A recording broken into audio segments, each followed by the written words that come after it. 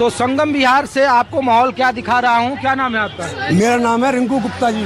क्या करते हैं गुप्ता जी आप? गुप्ता जी गाड़ी चलाते हैं बाहर की। अच्छा, यहाँ के वोटर हैं? यहाँ के मैं वोटर हूँ सर, मैं 32 साल से वोटर हूँ यहाँ का। अच्छा, हाँ तो बताइए क्या है परेशानी। आपको देख रही होगी, 10 साल का काम देख लो यहाँ का संगम विहार का। एक एक गली देखो। ये समझ लो जो हम ऑटो चलाते हैं, हम महीने के 20,000 25,000 कमाते हैं, और वो ही हमारे गाड़ी में लगे हैं यहाँ पे टूट फूट जाएं। जब रोड ही सही नहीं है तो फिर गाड़ी में बताओ लगेंगे कि नहीं लगेंगे पैसे? आप ही बताओ। सड़कें खराब है, सड़कें खराब है, पानी रोड पे हमेशा भरा रहता है।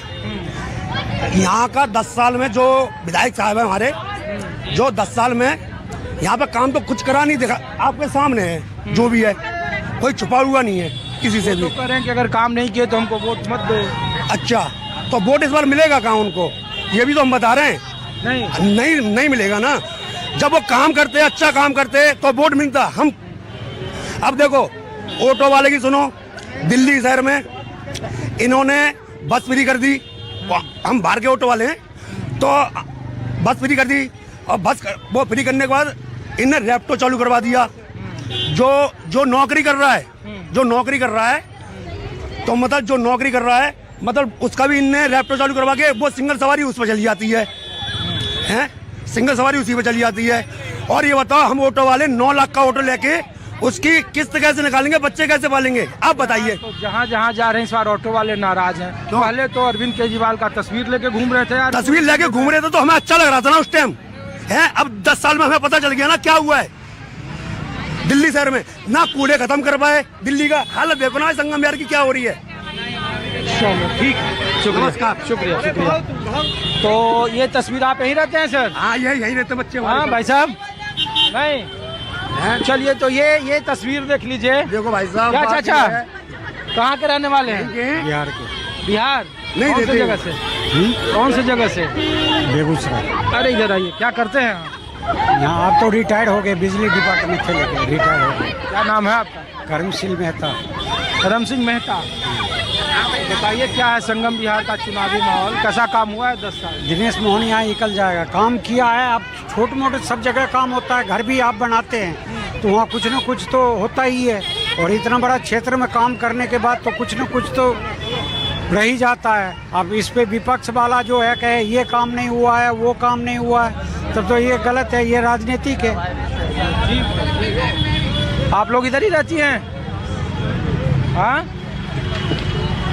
क्या बताना है? चलिए कुछ और जगहों पर ले चलते हैं आपको। दिल्ली में सबसे ज्यादा चर्चा पब्लिक वेलफेयर स्कीम को लेकर हो रही है कि तमाम राजनीतिक पार्टियों ने सबसे ज्यादा फ्री का अमृत काल अगर पूरे देश में चल रहा है तो वो देश की राजधानी दिल्ली में है, और उससे कोई भी पार्टियां अछूता नहीं है। इसीलिए कोई आम आदमी पार्टी के मॉड्यूल को आगे बढ़ाने की बात कर रहा है, कोई उसमें अब एक नया मॉड्यूल लाने की बात कर रहे हैं। हमने आपको संगम विहार के उन निम्न मध्य वर्ग की तस्वीर दिखाया। अब हम आपको ग्रेटर कैलाश के इलाके मिला है, पॉश कॉलोनियां यहाँ पे, जो उच्च वर्ग के लोग हैं, जो संभ्रांत और सीमांत लोग हैं, उनके बीच में लाया हूँ। तो सर पूरी दिल्ली ये जानना चाहता है कि जो मॉड्यूल है सर पूरे दिल्ली का, और जो घोषणा पत्र सब जगह आपने देख ही रहे हैं, तो किस तरीके से देख रहे हैं दिल्ली के चुनाव को, दिल्ली में घोषणा पत्रों को, 11 साल के केजरीवाल जी के शासनकाल को, शीला दीक्षित को, मोदी जी को? देखिए, हम तो हमारी असेंबली में जो अभी जो इनकम्बेंट जो वो है, उनकी तो काफ़ी अच्छी प्रेजेंस है, मतलब जिनके नाम अपने लिए है सौरभ भारद्वाज जी का। हाँ, मतलब मैं अगर बिल्कुल ही न्यूट्रल आपको कुछ बताना चाहता हूँ जी, उनकी प्रेजेंस काफ़ी अच्छी है सर। और दूसरा ये है कि छोटे मोटे कोई भी प्रोग्राम में उनको बुलाओ, चीज़ें आते हैं। हमारे यहाँ भी थोड़ी दिन पहले ही वो हुआ था विंटर फेस्टिवल, उस पर भी आए थे, ठीक है। अब हाँ, एकदम आप किसी से भी पूछोगे ये फैक्ट है सर। अब जहाँ तक आप कहोगे स्कीम्स की बात है, अब स्कीम्स में मैं ये भी कहूँगा पॉश कॉलोनी होते हुए भी कुछ चीज़ों का बेनिफिट तो आया ही है।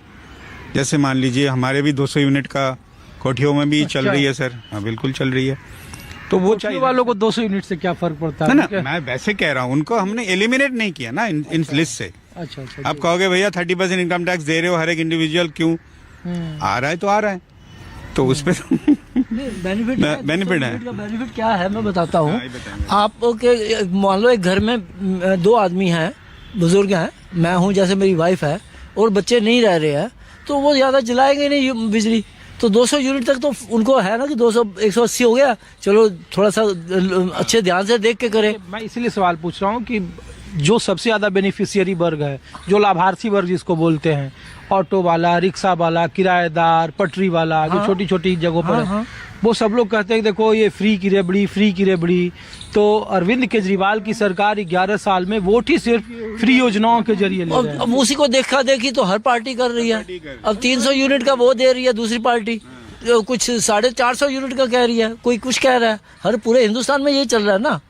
अगर इसने 200 का किया तो या तो भाई तुम उसको उसी टाइम सेंट्रल गवर्नमेंट चाहती कि इसे बंद करो। अभी इन्होंने ये भी डिक्लेयर करना चाहिए अगर पूरा इंडिया में होना चाहिए,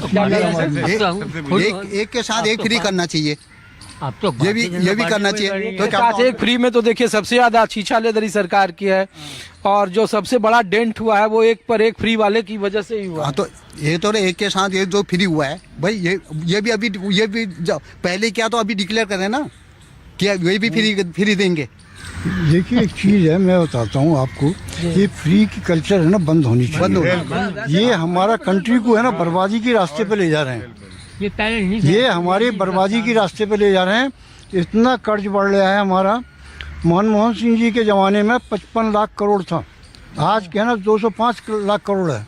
हैं? ये कौन देगा पैसा? कहाँ से आएगा पैसा?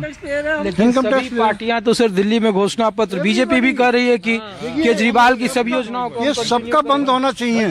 तो केजरीवाल देखिए एक चीज है, चाहे केजरीवाल हो, फ्री की एवडी है ना, किसी को नहीं। अच्छा दूसरा जो 5 किलो अनाज जो है ना बांटने के कहते हैं ना मोदी जी महाराज, वो हमारे पैसे से बट रहा है। इनकम टैक्स पेयर है हम। और दूसरी चीज क्या है, आप उसका बेनिफिट उठा रहे हैं, वो बंद होना चाहिए। आप बात सुनिए, आप सुनिए, मनरेगा में काम करवाइए और उसके बाद अनाज दीजिए उन्हें। सही बात है। हाँ, फ्री में मत दीजिए। कुछ आप उन्हें आप है ना नकारा बना रहे हैं। एम्प्लॉयमेंट जनरेट करिए। और मैं इसीलिए दरअसल आप लोगों के बीच में आया कि लोगों को आदमी को देखिए नकारा बना रहे हैं। आप वो जो आप फ्री में देंगे ना तो वो काम ही नहीं करेगा। तीनों में से अच्छी पार्टी कौन है सर? माना तीनों खराब है, पार्टी कह रहे सभी खराब हैं। ये सबका बात सुनिए, सब पार्टी एक सी हैं। ये बात सुनिए, सब वोट बैंक के राजनीति कर रहे हैं और सब है ना फ्री में रेवड़ी बांट रहे हैं। बाद में कोई ये बताइए पंजाब से आए हैं। इनकम टैक्स को क्यों नहीं कम करते? आप क्यों नहीं करते? पेंशनर हमारी पेंशन नहीं है। मैं बता रहा हूँ आपको, हैं मेरा 7 लाख का वो है इंश्योरेंस, आपका मेडिक्लेम है, हैं पता कितना देता हूँ? 1.25 लाख रुपए देता हूँ मैं। जस्टिफाइड जीएसटी 18% दे रहे हैं।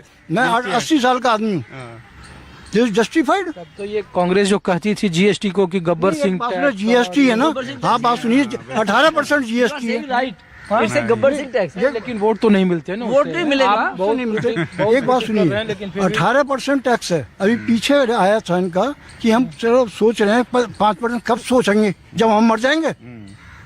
5% टैक्स की बात कर रहे हैं। बताना चाहता हूँ